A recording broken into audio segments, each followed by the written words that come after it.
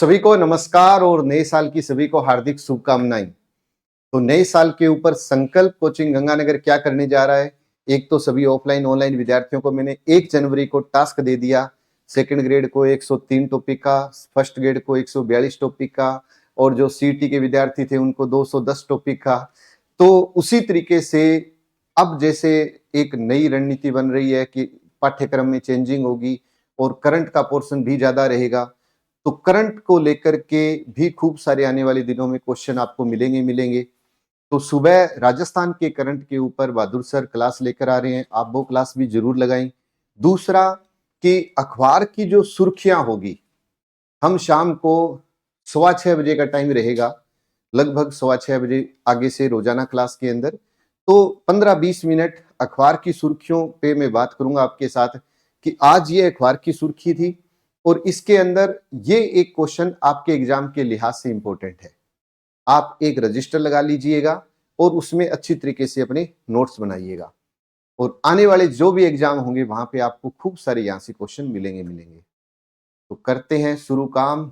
आज है मंगलवार, लेके बालाजी का नाम। तो आज का अखबार आपने पढ़ा भी होगा, लेकिन अब जैसे ही मैं आपसे डिस्कस करूंगा, अब आपने पता नहीं इन बातों को देखा या नहीं देखा। आज की अखबार पत्रिका की सुर्खियों में था कि बीकानेर में ड्रिलिंग अच्छा तेल मिला तो प्रदेश की दूसरी रिफाइनरी संभव है।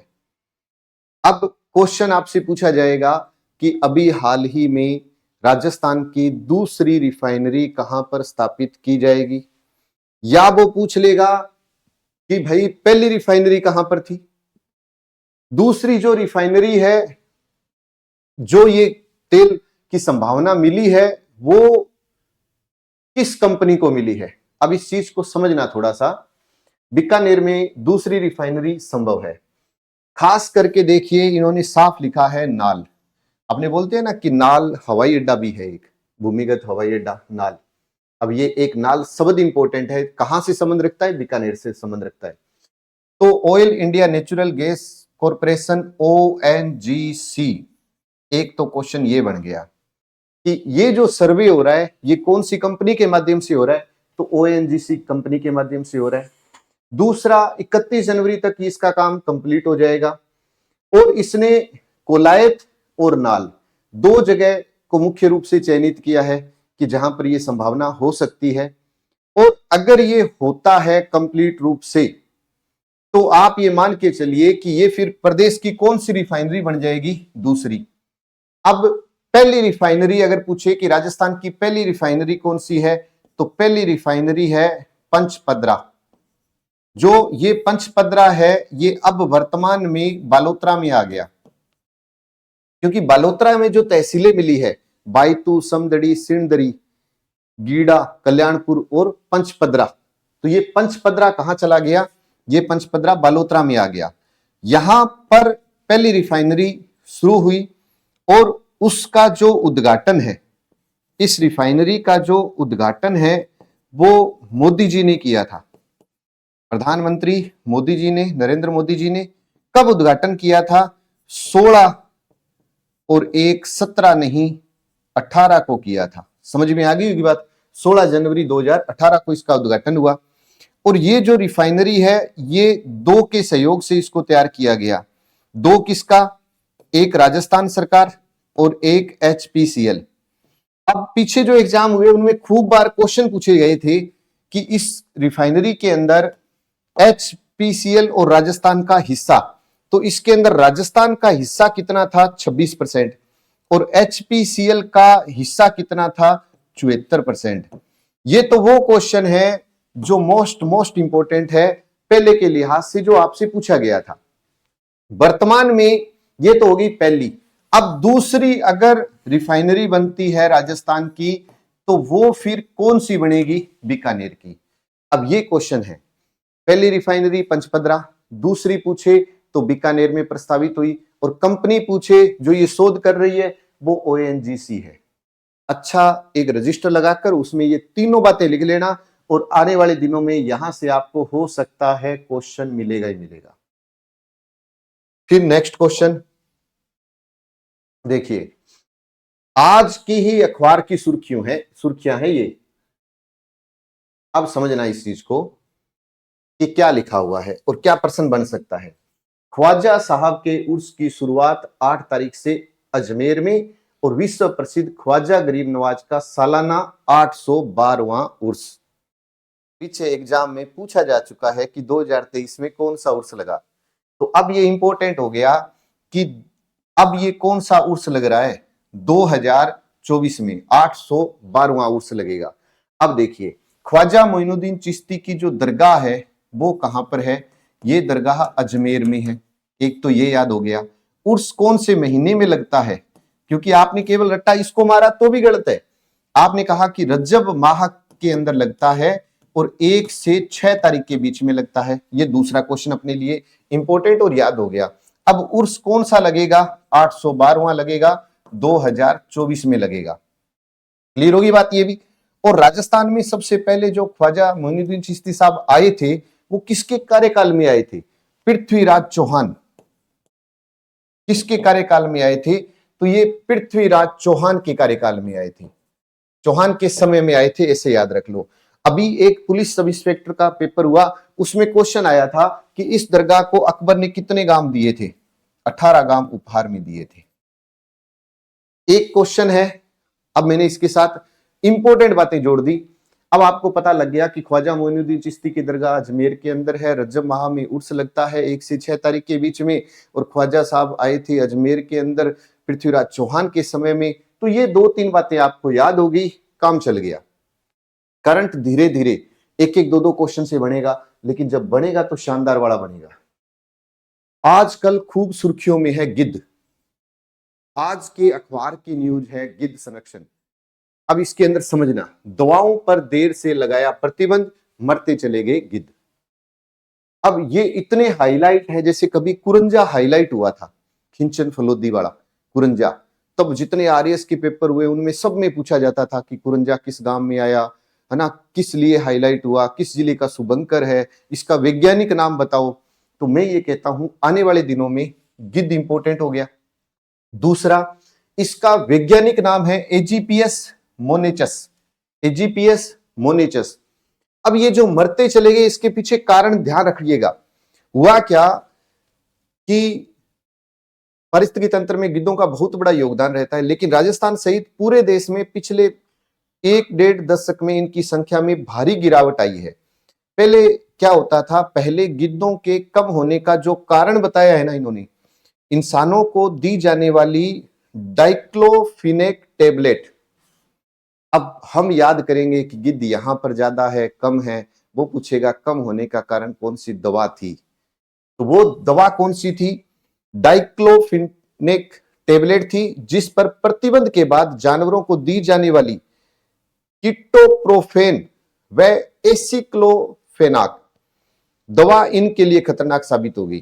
पहले तो ये थी, फिर इसके ऊपर प्रतिबंध लगाया, उसके बाद जो जानवरों को दी गई, कारण क्या था, जब जानवरों को दी जाती तो होता क्या था कि यहां पर इन्होंने साफ मतलब लिखा है कि जो क्रिप्टोप्रोफेन और एसिक्लोफेनाक दवाओं और उनके फार्मुलेशन का उपयोग जानवरों में दर्द निवारक के रूप में होता था, और यह दवा मृत पशुओं में भी रह जाती थी, और जब गिद्ध इन पशुओं को खाते तो इनकी संख्या तेजी से घटती। सरकार ने गजट नोटिफिकेशन में ड्रग एवं कॉस्मेटिक एक्ट में कीटोप्रोफेन और एसिक्लोफेनाक पर भी प्रतिबंध कर दिया है। तो याद रखिए 3 दवा हो चुकी है, डाइक्लोफिनेक टेबलेट, कीटोप्रोफेन और एसिक्लोफेनाक। तीनों किसके साथ जुड़ी हुई है, गिद्ध के साथ। उसका वैज्ञानिक नाम क्या है, एजीपीएस मोनेचस। अब और इसका इंपॉर्टेंट बात बताता हूं मैं आपको। 2023 में सीईटी का एग्जाम हुआ, और सीईटी के एग्जाम में यह पूछा गया कि वर्तमान में जो गिद्ध संरक्षण है उसके ऊपर कार्य करने वाले व्यक्ति का नाम बताओ। यह क्वेश्चन आया था डॉक्टर दाऊ लाल बोहरा। तो मैंने मेंशन कर दिया कि यह सीईटी में क्वेश्चन आ चुका है, करंट का रोल ऐसे अदा होगा। अब गिद्ध अगर 2013 उस समय देश भर में सबसे ज्यादा गिद्ध कहां पर थे, जोधपुर में थे सबसे ज्यादा। अब इंपॉर्टेंट और क्या होगा कि राजस्थान का पहला गिद्ध संरक्षण केंद्र कहां पर खोला है, तो जोहड़, बीड़, बीकानेर के अंदर है, पहला गिद्ध संरक्षण केंद्र। अगर आपसे पूछे गिद्ध rescue centre Machiya safari Jodhpur में, रेस्क्यू सेंटर कहां है, तो ये माचिया सफारी जोधपुर के अंदर है। गिद्ध रेस्क्यू सेंटर कहां बनाया गया है, माचिया सफारी जोधपुर के अंदर। और अधिकांश जो गिद्ध है वो बड़े शहरों में कारकस प्लांट के आसपास और जोधपुर के मेहरानगढ़ किले के आसपास पाए जाते हैं। अब देखो, कारकस प्लांट जहां होगा वहां पर गिद्ध हो सकते हैं, और कहां पर राजस्थान में मिल सकते हैं, तो याद रखिए मेहरानगढ़ जोधपुर। अब देखो, स्थान पूछ ले तो मेहरानगढ़ और कारकस प्लांट आ जाएगा। गिद्ध रेस्क्यू सेंटर पूछे माचिया सफारी, गिद्ध संरक्षण केंद्र पूछे तो जोहड़बीड़। आपसे पूछे कौन सी टेबलेट इनको नुकसान पहुंचा रही थी, तो डाइक्लोफिनटेक टेबलेट और किटोफेन और एसिक्लोफेनाक, ये टेबलेट इनको नुकसान पहुंचा रही थी। और इनका वैज्ञानिक नाम क्या है, एजीपीएस मोनेचस। आने वाले दिनों में ये क्वेश्चन सीधा मिलेगा आपको एग्जाम में। इसकी पीडीएफ आपको संकल्प कोचिंग गंगानगर के टेलीग्राम चैनल पर मिलेगी। अब देखिए, नया भारत 2023 एशियन गेम्स में पदक जीतने वाले एथलीटों में ज्यादातर गरीबी व संघर्ष से जूझते कामयाबी हासिल की, देश का गौरव बढ़ाया। इसके अंदर देखो, मजदूर के बेटे, हो सकता है थोड़ा सा इसमें आपको साफ ना दिख रहा हो, ये देखिए साफ साफ लिखा है, मजदूर के बेटे राम बाबू ने एशियन गेम्स की 35 किलोमीटर टीम रेस वॉक में कांस्य पदक जीता। अब पर्सन क्या पूछेगा कि राम बाबू का संबंध किस खेल से है, एथलीट से है, कितने किलोमीटर से है, 35 किलोमीटर से है। ये इंपॉर्टेंट क्वेश्चन है। फिर आपसे पूछ सकता है कि एशियन गेम्स में पूछे कि कुल कितने पदक विजेता है, 256 कुल पदक विजेता है। और पदक कितने हैं, तो रचा था भारत ने हांगझो एशियन गेम्स में 107 पदक। ये दो बातें याद रखनी है, 256 107, 256 107 एशियन में। और उसके अलावा एशियन गेम्स की रजत पदक विजेता बॉक्सर लवलीना बोरगोहन असम के मध्य परिवार से है। अब वो आपसे पूछेगा, क्योंकि सबको याद है मेरी कौम किसके अंदर थी, मेरी कौम का संबंध किससे था, कहां से थी, तो वो सबको याद है, मेरी कौम मुक्केबाज। लेकिन अब आपसे पूछेगा नया नाम लवलीना का संबंध किस गेम से है, तो बॉक्सिंग से है। किस राज्य से संबंध रखती है, असम से संबंध रखती है। तो जैसे ही अब राम बाबू याद रख लेना, और ये याद रख लेना, आने वाले दिनों में क्वेश्चन याद रख लेना, कि आपको लगेगा कि नहीं क्वेश्चन तो डायरेक्ट आया है, आज अखबार की सुर्खियों में है। जब ये न्यूज चैनल के अंदर न्यूज पेपर में आएगा ना, छोटा सा कोई मैगजीन में आएगा, एक लाइन में लिखा हुआ आएगा, वो हमने पढ़ी नहीं पढ़ी वो बात की बात है। अब देखिए, ब्लैक होल पर शोध के लिए उपग्रह भेजने वाला दूसरा देश बना भारत। तो आपको यह पता होना चाहिए कि ब्लैक होल पर पहला देश कौन सा है शोध भेजने वाला, तो पहला देश है अमेरिका। एक तो ये क्वेश्चन कंप्लीट हो गया। अब आपको यह क्लियर हो गया कि पहला अमेरिका है, दूसरा भारत है। अब ये जो ब्लैक होल है इसमें साफ लिखा हुआ है भारतीय अंतरिक्ष अनुसंधान संगठन। अब बताओ कि ये है कहां, इसरो भारतीय, इसका मतलब शॉर्ट फॉर्म क्या हो गया, इसरो। एक तो ये पूछ गया। अब उसके बाद क्या हुआ, इन्होंने साफ लिखा है कि भारत ब्लैक होल, आकाशगंगाओं व न्यूट्रॉन तारे के अध्ययन के लिए समर्पित उपग्रह लॉन्च करने वाला अमेरिका के बाद विश्व का दूसरा देश बन चुका है, अमेरिका के बाद। अब देखो इन्होंने क्या किया है, श्री हरिकोटा के सतीश धवन अंतरिक्ष केंद्र के पहले लॉन्च पैड से सुबह 9-10 बजे PSLV C58, ये नाम याद रख लेना, C58 ने उड़ान भरी और 22 मिनट बाद ये उस वहां पर शिफ्ट हो गया। अब और इंपॉर्टेंट बात क्या होगी कि ये 40 चमकीले खगोलीय पिंडों का होगा इसके अंदर अध्ययन, और करीब 5 साल के एक्सपोसेट मिशन के दौरान विभिन्न श्रेणियों के लगभग 40 चमकीले खगोलीय स्रोतों का ये अध्ययन करेगा। तो ब्लैक होल में अपने शोध के लिए उपग्रह भेजने वाला भारत विश्व का कौन सा देश बना, तो आप कहोगे दूसरा देश बना। पहला कौन सा था, तो पहला अमेरिका का था। पहला कौन सा था, अमेरिका का था। और यह उपग्रह एक्स-रे के अहम डेटा भी जुटाएगा। फिर अपने चलते हैं। अब देखो नया साल लगा, सब जश्न मना रहे थे, लेकिन हुआ क्या, उसी समय जापान में भूकंप आ गया। तो प्रश्न क्या पूछेगा, आपसे ये क्वेश्चन करेगा कि ये बताओ नव वर्ष के दिन किस देश में मतलब भूकंप आया था, तो आप कहोगे जापान के अंदर आया था। अब जापान में 7.6 तीव्रता वाला भूकंप था, लेकिन भूकंप तो आते रहते हैं। आप कहोगे सर क्वेश्चन थोड़ी बनता है, कैसे बनता है मैं आपको बताऊं। पहला क्वेश्चन तो ये बनेगा, जापान की राजधानी है टोक्यो, एक तो ये याद है।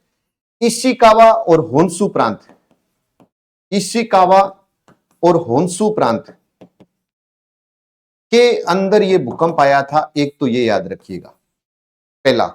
अब हुआ क्या कि वहां पर इनका एक परमाणु, देखो फुकुशिमा परमाणु संयंत्र पर नजर, जापान के फुकुशिमा न्यूक्लियर प्लांट पर पैनी नजर रखी जा रही है। प्रशासन का कहना है कि सुनामी से इसको फिलहाल अभी खतरा नहीं है, लेकिन भाई साहब इन्होंने क्या किया, ये अखबार की न्यूज है और पत्रिका के अंदर इन्होंने एक शब्द लिख दिया, और वो शब्द लिख दिया कौन सा, फुकुशिमा। आने वाले दिनों में क्वेश्चन क्या आएगा कि फुकुशिमा जो परमाणु संयंत्र है वो आप ये बताओ किस देश के अंदर है, जापान के अंदर है। इंपॉर्टेंट है या नहीं है। जापान में भूकंप आया, सबको पता है। कौन से प्रांत प्रभावित हुए, इशिकावा और होन्शु प्रांत, इशिकावा और होन्शु प्रांत प्रभावित हुए। तो ये दो बातें आप जरूर याद रखिएगा। अब देखिए अभी हाल ही में क्या हुआ है कि डेविड वार्नर ने क्रिकेट से संन्यास ले लिया। अब थोड़ा सा अपने दिमाग में रखेंगे कि ठीक है अभी क्रिकेट से संन्यास लिया, प्रश्न क्या बनेगा, डेविड वार्नर किस देश के लिए खेलते हैं, तो आंसर आएगा ऑस्ट्रेलिया के लिए खेलते हैं। किसके लिए, ऑस्ट्रेलिया के लिए, पहला क्वेश्चन। दूसरा, टेस्ट को इन्होंने पहले ही अलविदा कह दिया था, अब वनडे को भी कह दिया, और ये कहते हैं कि मैं अब 2020 पर ध्यान आकर्षित करूंगा, कि बस उसी में पैसा ज्यादा है, उसके ऊपर पूरा ध्यान दूंगा, कोई दिक्कत नहीं है, जैसे इसका इच्छा हो कोई बात नहीं, जो मर्जी करे कर सकता है।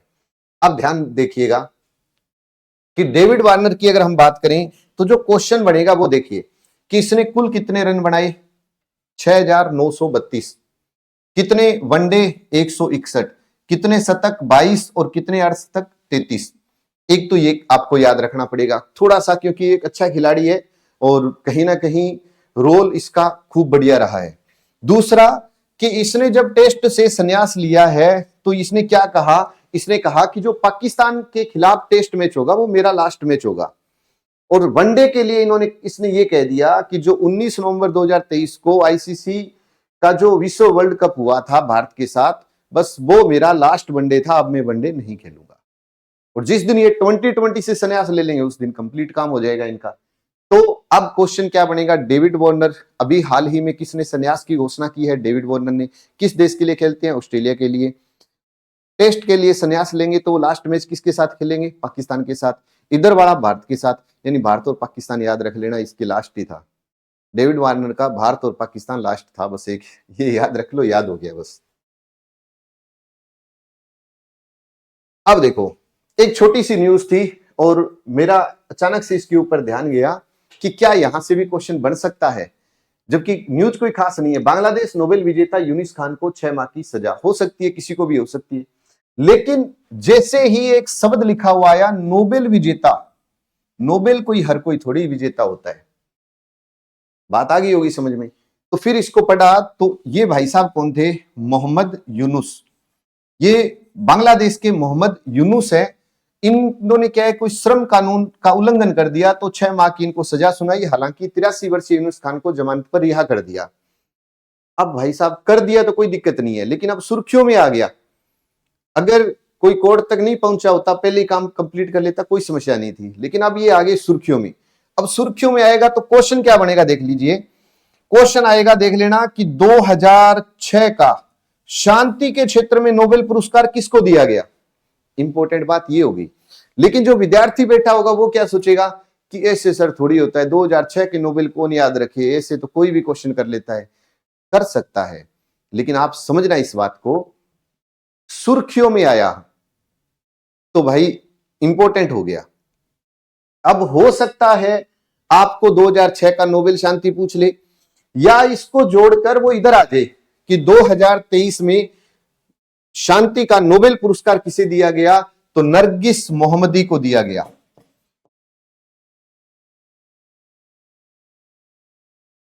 किसे दिया गया? नरगिस मोहम्मदी को दिया गया। दोनों क्वेश्चन इंपॉर्टेंट है। 6 वाला क्योंकि उसको कोर्ट तक पहुंचना पड़ा तो इंपॉर्टेंट, और इससे जोड़कर याद रखो तो 23 वाला काम की बातें हैं। अब आज की सुर्खियों की यह पूरी बातें, क्योंकि इस टॉपिक का नाम ही क्या है? टॉपिक का नाम है आज की ताजा खबर। हालांकि ताजा खबर तब होती है जब आप कहते हो कि भाई सुबह सुबह आ जाते सर, सुबह तो देखो क्लास में बहुत ज्यादा है, तो आज की ताजा खबर शाम को ही सही। ध्यान से समझना, एशिया का तीसरा सबसे बड़ा ग्लास प्लांट भीलवाड़ा में लगाने की तैयारी की जा रही है। भीलवाड़ा और चित्तौड़ के बीच के मार्ग पर आएगा, लेकिन आएगा ये मुख्य रूप से भीलवाड़ा। अब ये तीसरा कह रहा है, तो हमें ये पता हो कि दो और कहां है। तो एक तो तमिलनाडु के पेराम्बदूर क्षेत्र में है, और एक गुजरात का जागड़िया है। गुजरात का जागड़िया है, और राजस्थान में आ गया भीलवाड़ा। अब बताओ कि आपसे पूछे कि भाई एशिया में कितने ग्लास प्लांट लग चुके हैं बड़े बड़े, तो आप कहोगे 3 लगे, एक तमिलनाडु में लग गया, एक गुजरात में लग गया जागड़िया में, तमिलनाडु में पेराम्बदूर, गुजरात में जागड़िया, और राजस्थान में भीलवाड़ा। तो एक तो ये तीनों बातें याद होगी। अब हमने क्या किया, इसको रट्टा मारा, पहला दूसरा तीसरा कहां कहां लगे। पर्सन आया कि जो एशिया का तीसरा सबसे बड़ा ग्लास प्लांट लग रहा है वो कौन सी कंपनी लगा रही है, किस देश की कंपनी लगा रही है। अब बताओ, पर्सन तो यहां से भी बन सकता है। अब कहोगे सर ये तो थोड़ा डार्क में था लिखा हुआ, इसकी तरफ तो ध्यान ही नहीं गया, लेकिन पर्सन तो बन गया। फ्रांस की कंपनी लगाएगी इसको, ये और याद रखिएगा। सोनियाना रिको इंडस्ट्रियल एरिया, जो पहले मतलब यहां पे काम बंद था, इसको इसके रूप में चयनित किया गया है। अब ये कितने रुपए का इन्वेस्टमेंट होगा इस पे? 1300 करोड़ रुपए का निवेश होगा। 800 टन ग्लास प्रतिदिन बनेगा, और 720 टन ग्लास का उत्पादन रोजाना तथा सालाना 2.5 लाख। जो मैंने ये टिक की है, 3 से 12 mm मोटे कांच का उत्पादन होगा। ऐसे क्वेश्चन कैसे आएंगे आप समझना। क्वेश्चन ऐसे आएगा जैसे आरएएस जैसे एग्जाम में क्या करते हैं, वो क्या करते हैं, निम्न में से कौन सा एक कथन असत्य है। तो वहां पर वो ये लाइन लिखेंगे कि भीलवाड़ा का जो ग्लास प्लांट है उसका 1300 करोड़ रुपए का निवेश किया जाएगा, 800 टन ग्लास प्रतिदिन बनेगा इसके अंदर, है ना। और यहां पर वो लिख देगा 3 से 12 mm है, वहां पर वो लिख देगा 15 से 20 mm मोटे ग्लास। तो एक पूछेगा असत्य, अब अपने लिए मुश्किल हो जाएगा, लेकिन एक अगर आप पढ़ कर जाते हो, थोड़ा सा सुन कर जाते हो, तो कुछ ना कुछ तो याद रहेगा। फिर इसके बाद में कि यहां पर यह भी ध्यान में रखना आप कि रिको के सोनियाना इंडस्ट्री एरिया में टेक्सटाइल और स्टोन इंडस्ट्री प्रोजेक्ट नहीं चलने के बाद सरकार ने यहां ceramic and glass industry zone को मंजूरी दी है। अब यहां पर होगा क्या, भीलवाड़ा प्लांट में तैयार ग्लास पहले कच्चे माल जैसा होगा, उसे गुजरात की प्रोसेसिंग यूनिट में भेजा जाएगा, उसके बाद में ये बाजार में उतारा जाएगा, और प्लांट में कांच बनाने के लिए नेचुरल गैस का इस्तेमाल होगा। और इसके साथ साथ इनमें से कई खनिज भीलवाड़ा में मिलेंगे, जबकि अन्य बूंदी राजसमंद में भी सिरोही से मंगवाई जाएंगी। बस ये इसकी इंपॉर्टेंट बात है। एक छोटी सी न्यूज है लेकिन इंपॉर्टेंट क्वेश्चन है। अब ये देखिए कि ये भी इंपॉर्टेंट है। कोपेनहेगन, डेनमार्क की क्वीन मार्गरेट द्वितीय 52 साल की सिंहासन संभालने के बाद 14 जनवरी को पद छोड़ देगी। 52 साल, आजकल उम्र नहीं होती है 52 साल, इसने 52 साल शासन किया है, ठीक है ना। और राज करने वाली 83 वर्षीय 83 सम्राज्ञी ने 9 वर्ष की पूर्व संध्या पर लाइव टीवी पर अचानक यह आश्चर्यजनक घोषणा कर दी। कोई बात नहीं। और ये इसके बाद क्या होगा, उनके सबसे बड़े बेटे क्राउन प्रिंस फेडरिक उनकी जगह लेंगे। तो याद रखना कि नाम क्या है, मार्गरेट द्वितीय, उम्र कितनी है 52 वर्ष, 83 मतलब 52 साल तो इन्होंने शासन किया है, 83 वर्ष है। और इसके बाद कौन बन रहा है, तो क्राउन प्रिंस फ्रेडरिक। ये जरूर थोड़ा सा याद रख लेना, कोई दिक्कत नहीं है। अब एक बस ऐसे ही इस न्यूज को ले लिया मैंने कि जगन्नाथ मंदिर, अभी क्वेश्चन आ जाए, अभी हाल ही में किस मंदिर ने अपना ड्रेस कोड लागू किया है, तो जगन्नाथ मंदिर ने किया है। ये कौन से राज्य में है, ये उड़ीसा में है, कहां पर है, ये पुरी में है। बस एक इतनी बात याद रखनी है। तो मुश्किल नहीं है लेकिन इंपॉर्टेंट बहुत है। अब थोड़ा सा कि जो संकल्प कोचिंग गंगानगर है, इसने गुरुकुल पद्धति पर 6 जून को संकल्प गुरुकुल की शुरुआत की। 6 जून 2023 में गुरुकुल पद्धति की शुरुआत की, जिसमें हमारा एक टारगेट रखा गया कि जो भी विद्यार्थी डिफेंस की तैयारी कर रहा है, जैसे कि Delhi police, railway, SSC, GD, MTS, कोई भी इस तरीके की तैयारी कर रहा है, तो हमारे यहां पर वन टाइम फीस लगेगी। उसकी वन टाइम फीस भी कोई ऐसे नहीं है कि 50, 25, 75, 30 हजार, थोड़ी मतलब नॉर्मल फीस। अब एक बार आपने फीस दी, आपने एडमिशन ले लिया। संस्था का क्या काम है कि जब तक आपका कोई एक पेपर पास नहीं होता तब तक आपको संस्था इसमें अध्यापन करवाएगी। मतलब आप तो एक बार फीस देके फ्री हो गए, हमारा काम शुरू हो गया उसके बाद। अब 6 जून को शुरू किया हमने ये काम, और उसके बाद मुझे लगा कि मेरे को इसके ऊपर कुछ और भी मेहनत करनी चाहिए। तो मैंने क्या किया, एसएससी जीडी के जीके के ऊपर इतनी मेहनत की कि एक बुक निकाल ली। जो पिछले एग्जाम में आई हुए क्वेश्चन थे जीडी के, उनके ऊपर कंप्लीट रूप से एक बुक निकाली, और 3 दिसंबर को ये मार्केट में उपलब्ध हुई। जब ये बुक के ऊपर काम चल रहा था, उसी समय से दिल्ली पुलिस के अंदर खूब सारे इसके अंदर क्वेश्चन हमें देखने को मिले। इधर जो विद्यार्थी आए, तो हमने ये कहा कि भी दिल्ली पुलिस अभी भर्ती आई है, 2 महीने का अपने पास टाइम है, जो बाद में विद्यार्थी आए थे, तो क्यों ना हम दिल्ली पुलिस, हमारे सामने एक टास्क है, उसको लेकर चले। उसके लिए जब विद्यार्थियों को चयन किया गया तो 80+ विद्यार्थी दिल्ली पुलिस के लिए सिलेक्ट हुए। लेकिन जब हमने देखा कि फिजिकली कितने विद्यार्थी उसमें सेट है, तो 45 विद्यार्थी ऐसे थे जो दिल्ली पुलिस में हम तैयारी भी कराएं, अगर हो जाता है तो फिजिकल में भी 100% निकल जाएंगे। हमने उनको तैयारी करना शुरू किया। अब जब तैयारी करवाना शुरू किया तो रिजल्ट आपके सामने है कि 15+ विद्यार्थी उसमें सिलेक्शन ले गए। 1 जनवरी नए साल पर यह तोहफा मिला संकल्प गुरुकुल को कि 31 दिसंबर को रात्रि को रिजल्ट आता है, और 1 जनवरी को संकल्प कहता है कि लो दिल्ली पुलिस में लहरा दिया परचम। क्योंकि 45 में से 15 स्टूडेंट सिलेक्ट होने का मतलब है 33% रिजल्ट। और मैं आपको ये क्लियर कर दूं, अब जीडी में बाकी विद्यार्थी हमारे साथ हैं, जीडी के अंदर मान के चलिए कि 150+ का सिलेक्शन होगा ही होगा।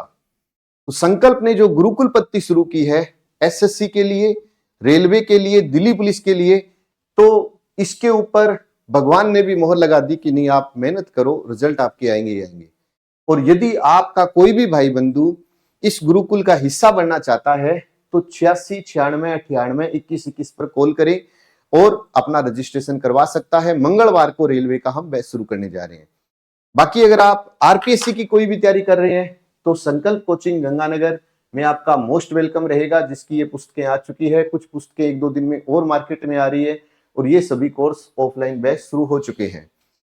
आज की क्लास आपको कैसी लगी, एक तो आप ये जरूर बताइएगा कि अगर इस तरीके से सीरीज शुरू करूं तो क्या कोई फायदा आपको मिलेगा तो भी बता दीजिएगा, और अच्छे नोट्स बना लेना। अब जो मैंने क्वेश्चन आपको करवाए हैं, कल आपको संकल्प के एप्लीकेशन पर इसका एक टेस्ट मिलेगा, बिल्कुल फ्री ऑफ कॉस्ट रहेगा। आप वो टेस्ट दे देना कि 1 दिन पहले करवाया, आपने पढ़ा, एप्लीकेशन पर आए और टेस्ट दे दिया। आज की क्लास ये थोड़ी लेट शुरू हुई है, लेकिन आगे से 6:15 बजे ही आपको ये क्लास मिलेगी। ज्यादा से ज्यादा ग्रुप में वीडियो को शेयर करना, और यदि आप चाहते हैं कि हमें पता लग जाए कि सर नोटिफिकेशन कब आता है इसका, तो आप सब्सक्राइब जरूर कर लेना। इसकी पीडीएफ संकल्प कोचिंग गंगानगर के टेलीग्राम चैनल पर आपको मिलेगी। जय हिंद, जय भारत।